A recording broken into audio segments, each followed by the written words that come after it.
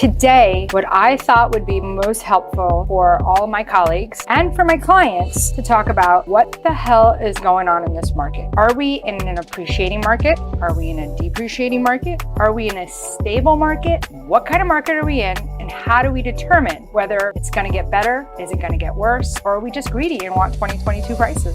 Every market has a submarket. Your condo building or your 55 and older subdivision or wherever I'm appraising is the submarket of Boca or Coral Springs or Fort Lauderdale. And it can be different than what the overall market is doing. So the overall market could be stable, but your immediate market, your submarket, could be declining. Would you say though, on the overall blanketed, would you say we're in a buyer's market? Yes. We have a new program that came out in February that analyzes market trends from the date of contract to the effective date of the appraisal, which has been mind-blowing in some neighborhoods. It's crazy how in just a 2 or 3 month period of time, you can see it like 50-50, declining or just very stable. In most markets, have you seen any incline in the market, any appreciation currently now? Hi everyone, welcome to Making Money with Laura Sanders. And I am your host, Laura Sanders. Every week we talk about something to help you make a little money, save a little money, or maybe just help you navigate this crazy world that we live in. Today, what I thought would be most helpful for all of my colleagues and for my clients to talk about what the hell is going on in this market. Are we in an appreciating market? Are we in a depreciating market? Are we in a stable market? What kind of market are we in? And how do we determine whether it's going to get better? Is it going to get worse? Or are we just greedy and want 2022 prices? So, welcome Danielle Matthews with Empire Appraisals. We have an appraiser with us today, and she's going to talk about what she's seeing in the market. Now, this isn't something that she just makes up and it's her opinion. This is something that they have programs for where they take the data, they input the data in, and the data basically helps them to spew back out what is happening. And sometimes you're even like, oh my God, it's depreciating by 1 to 2% or 2 to 3%. So tell us what you're seeing. So every market has a submarket. And so your condo building or your 55 and older subdivision or wherever I'm appraising is the submarket of Boca or Coral Springs or Fort Lauderdale. And it can be different than what the overall market is doing. So the overall market could be stable, but your immediate market, your submarket, could be declining, typically due to oversupply. Okay. Oversupply tends to, make it more of a buyer's market, obviously, brings the prices down because especially when you have model matches and you have, the other day I did one with 44 months of inventory. You have lots to choose from. Right. So you better be not only priced aggressively, but be willing to, be flexible with your current market. Okay, so the 44 that were available, what city? 44 months. 44 months. Okay, so the amount that were available, what city was that in? Lauderhill. Okay. So in Lauderhill, was it all ages or 55 plus? 55 plus. Okay. So when you looked at that, right, that 44 months of inventory, that's taking into consideration that building and every 55 plus building around? In there, that it was a specific development of condos. Right. That had 44 months of active inventory of only one bedrooms. Okay. And it's just that complex. It's not. Yes. So let's say, for instance, and let's take it a little bit more broad. Okay. Let's go towards the beach. Okay. So we go to the beach and you have, let's just say Boca, Highland Beach. You're coming down and you have a million buildings, right? Mm-hmm. There's like at least 20 buildings. How do you determine, because each building is going to have a different budget, reserves, structural integrity reports. How do you utilize this in your research? So for me personally, and it's, again, every appraiser does things differently. I've been an appraiser 23 years and I've seen lots of different stuff. Yeah, me too. But for me personally, especially if you have a building with, repairs going on, you have budget issues, I start with that. That's the most important thing. I mean, if you have an oversupply in your building, you have an issue. Right. So then you can expand it, say all of Highland Beach, and we're going to say 5 floors and above that are, 1,000 to 1,300 square feet for a 2-2 with water views. Right. That's how I determine it.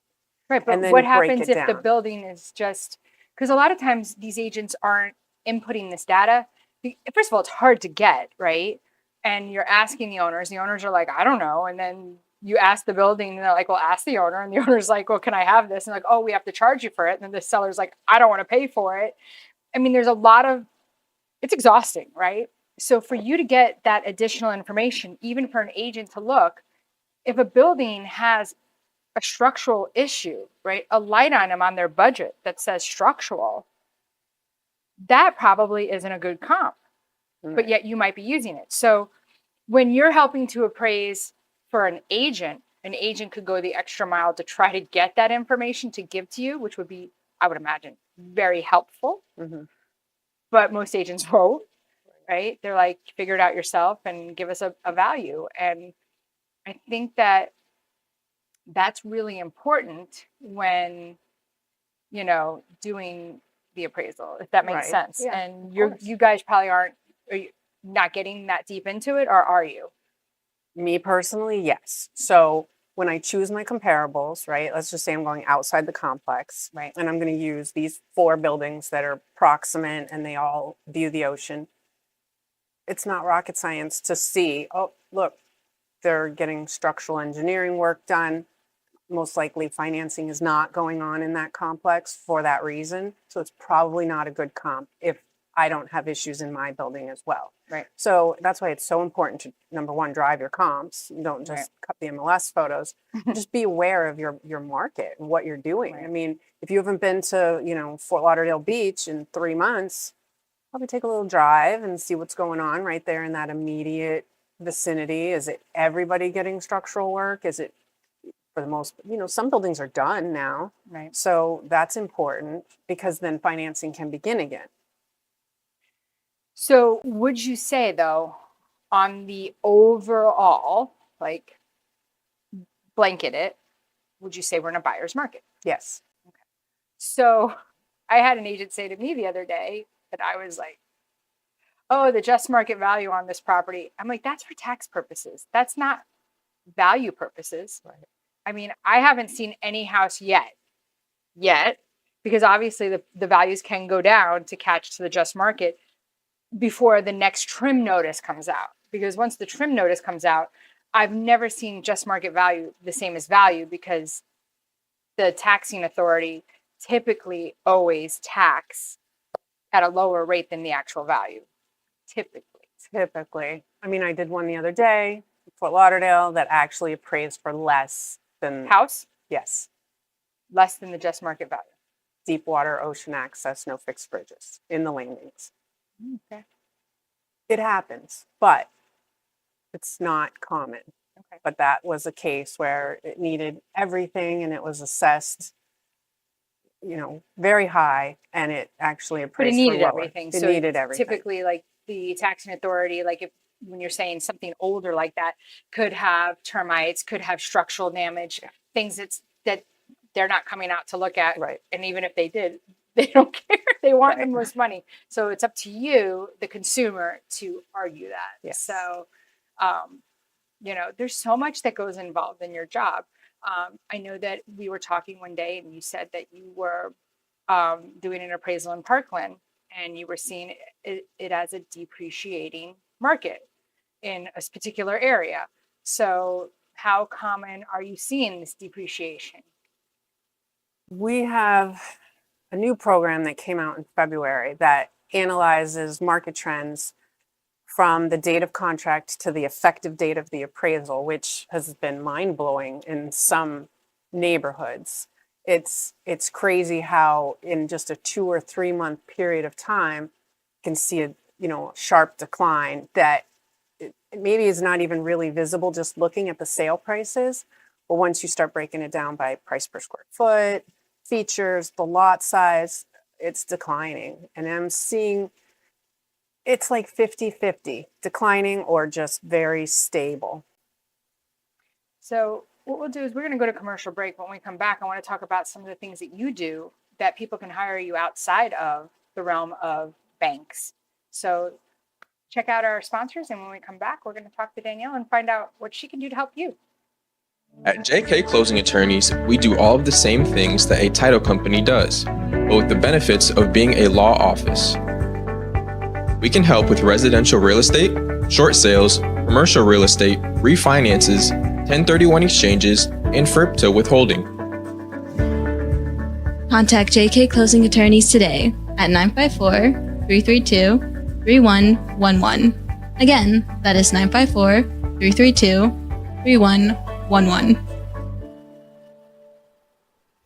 Whether you're buying, selling, refinancing, or building your dream home, you have a lot riding on your loan specialist. Max Fish, a top 1% mortgage loan officer in the nation, will give you a same-day qualifying quote. Max Fish is committed to providing his customers with mortgage services that exceed their expectations. Ensuring that you make the right choice for you and your family is his ultimate goal. Contact Max Fish today at 954-729-6933 or max.fisch@nwmcorp.net. Priority One Credit Union of Florida is a welcoming credit union that makes your financial success our number one priority. We offer lower loan rates, higher deposit rates, and common sense local loan approvals, with nationwide access through shared branching. Hi, I'm Dina Hennessy, President and CEO at Priority One Credit Union. We are open to the community. Anyone can be a member of our credit union, and we would love to have you. Contact us today at 954-335-5100. You can also reach us at PriorityOneFL.org. Your financial success is our priority. That's 954-335-5100. Hi, everyone. Welcome back to Making Money with Laura Sanders, and I am Laura Sanders. Today, we're talking about the market. We're talking about appraisals. We're talking about, is it a declining market? Is it an increasing market? Is it a stable market? Apparently, it's specific to the area, but I would say that we are in a buyer's market right now. And with me today is Danielle Matthews, and we're talking about what she can do for you. So agents, or sellers, she can do a pre-appraisal for you. And what would be a good way for people to get a hold of you for that? You can reach me on my cell phone, 954-263-1312, or my website is appraiser.com. Great. The other thing she does, so for you lawyers out there, she loves divorce, not personal, but she doesn't love that.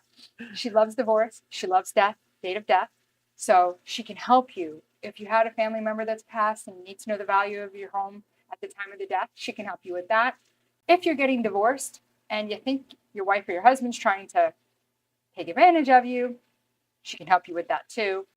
But she can go into a little bit more. She also likes to testify, which apparently a lot of appraisers don't. So she likes to go to court. I do. I spoke to a lawyer this week that was shocked that I like to go to court.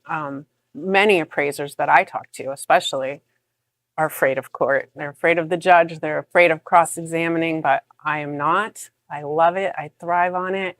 And testifying pays great. So, but one thing that a lawyer pointed out to me that is a good idea in the legal side of it is if the husband and the wife typically get their own appraisals, each get their own, one party's keeping the house, and so it's a buyout.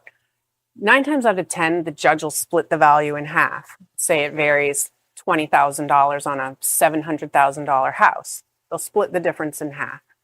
But if it's a big difference, especially if you're the person buying the other one out, well, which one is correct? 700 or 680? So you can bring me in as a third party to review both of those appraisals and decide, did that appraiser know the market? Because a lot of times the appraiser is just not familiar with the market. They went outside your gated community, not understanding that you have amenities that the other development doesn't have, or school districts or something like that. And the review can determine maybe one is more credible than the other, and then the reviewer can be the one to testify in court. So what the things that are wrong with maybe both appraisals and what a more realistic value is. Okay. So we were talking though too, right? So obviously you can help with all these different facets, but in most markets, have you seen any incline in the market, any appreciation currently now? New construction, as they're ending, and just have a few houses left, it may be increasing over the last maybe 3 or 4 months of the sales, finishing out. When it was in season, meaning, November to May, near the end of May, that April, May, I saw some increases in 55 and olders, but not for the most part. I mean, that's usually when there's lower inventory and a higher demand. Right. Because I was actually just looking the other day at a 55 plus house that somebody's had on the market multiple times. And it looks like, there's just so much inventory, right? Mm-hmm. So it's kind of hard to see how you could see an increase, right? When there's so much inventory. But I do believe the product given can help to raise the value or sell faster. So that's another thing that you can do to help people is if they're looking to buy a home and they're like, oh my God, it needs so much work. If I buy this home in this condition at this price and I put 75,000, will I still have the value? And you can actually go out and do that for somebody. So if they're in their inspection period and they want to get that kind of an appraisal to see, are they going to be over, improving the property? Though I always say, if you're going to live there and enjoy it, does it really matter, right? But you never know what can happen. That is true. You could die, or you could have a Spouse divorce. could. Yeah. Yeah, and you might need to change. Yeah. So, I mean, that's definitely something important. But like I said, what would you say on average is the percentage that we're seeing the market declining overall? Like, if you could blanket, can you blanket it?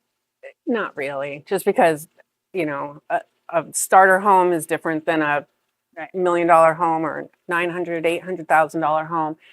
It's Because I see like 750 and higher is like a little bit slower of a market. yes, 800 for sure slower. Yeah. In the sevens still could be okay, but Right. a little slower. Between 5 and 7 seems to be moving along no matter what's going on. Right. Those are first-time home buyers now, which is crazy. Change the market. Yeah. So it's not a blanket percentage. I mean, I've seen, 0.5% a month, 1% a month, something like that, just depending. Right. But then, like I said, we were talking about that one in Parkland, and you were saying you saw it going about 2 to 3%, which you were like floored on. Yeah. Well, that was an appraisal was done at the beginning of the year and then mid-year, and there was a big difference between the two values, and that was just decline. I mean, that was declining at, I believe, about 2%, 2.3% a month, something like that. So, but that's a very high priced home. But I also feel that condition 2 years ago, 3 years ago, is different than condition today. So condition could have been subpar 3 years ago in 2022, where today condition is very important.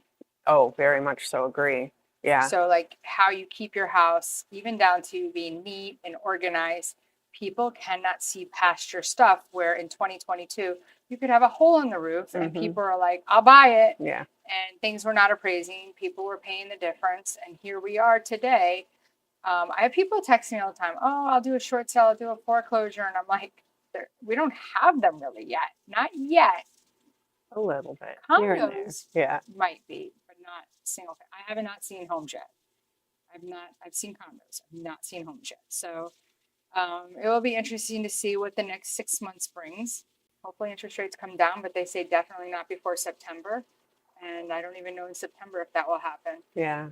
Well, one thing I tell realtors is if you have a listing that is stale, it's just been sitting there, your seller's not being realistic, maybe you've even had an offer and they turned it down, get an appraisal done, spend the $450, just because the way I can break down the market trends versus what the realtor's trying to tell them can be different, you know, and I'm going by, have those listings that they're competing with been listed over and over and over? I'm starting to see that they're getting pulled off the market after, you know, 130 days and then relisted 5 days later. All those days on market should be being combined because they're consecutive listings. And then the other thing that's important is what the list to sale ratio is now. It's not 99% in every community anymore. It could be 93%. It could be Can you explain that a little bit 89%. more? So list to sale ratio, you're asking 700,000, but be prepared to take 7% off of that list price because everything's selling at, That's a lot of money. yeah. And I'm actually, What's the average you're seeing? 93 to 95%. 7 to 5% off the list price. Off the list price. And the seller concessions are important. I'm also seeing, as I import my data, 55% of all sales had a seller concession. 89% of all sales had a seller concession. So you as the seller are thinking, well, my neighbor got 500,000, so why am I not getting 500? Well, they got 500, but they also had a new roof and they gave an $18,000 seller concession. So they really didn't get 500. So that's important sometimes for the seller to see in black and white on an appraisal grid. This is how it all breaks down. And just because your neighbor sold for 500 and you're not getting any offers, is it the view? Is it the pool? Is it the roof? Is it your kitchen? Is it your windows? Because if it's all of Everybody those wants things, impact. it could be all of those things. And by the time you deduct all of that, you could be closer to 425. And Say this again for everybody, because I know we're getting ready to run out of time, but I want the audience to hear exactly again what you just said, because I think this is really important. So say it again. So just you have a because your house- neighbor sold for $700,000 and you're like, I'm worth 700 and I'm not selling for a penny under 700 because if Tom got it, I'm getting it. Well, Tom also had a newer roof. Tom had a water view. Tom's yard was 50% bigger than yours. Tom redid his kitchen 2 years ago and he had full impact windows. So you take those 5 things and deduct that off of your list price, you could be at 600. You could be at 580. So just because your neighbor sold doesn't mean that's what you're going to get. And that's why it's so important to get the appraisal done, because if you are worth 700, you can show the next buyer coming in who's trying to talk you down on that cash offer. Hey, it's cash, take it right now. Hey, listen, I got an appraisal. Here it is. So. Well, you heard it straight from the horse's mouth. Okay, Danielle Matthews. I'm not a horse. No. She's a horse. You heard it from her mouth. She's telling you, I'm not making this stuff up. I try to tell people when I sit down with somebody, I say, let's look at a couple of things. Let's look at the lot size, right? And now I know if like the tax record says it's $10 a square foot, you're probably giving them 5, right? Depends. Yeah, it depends. But like you could be, it's not going to be that specific number.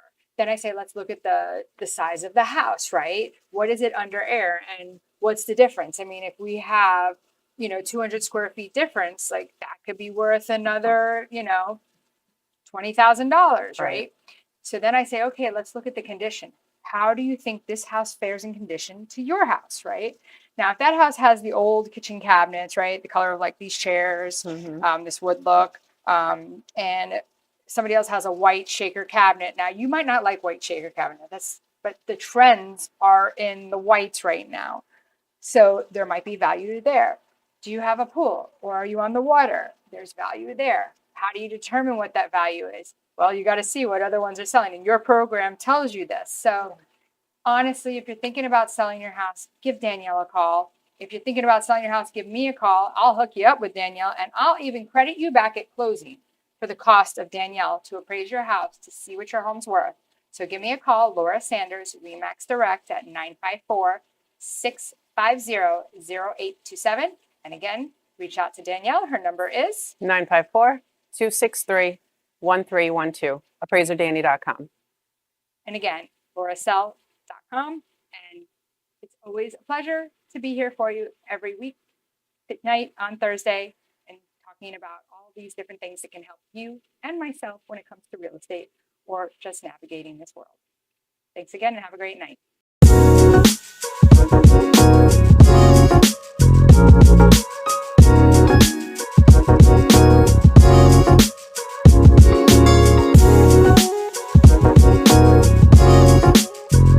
Thank you.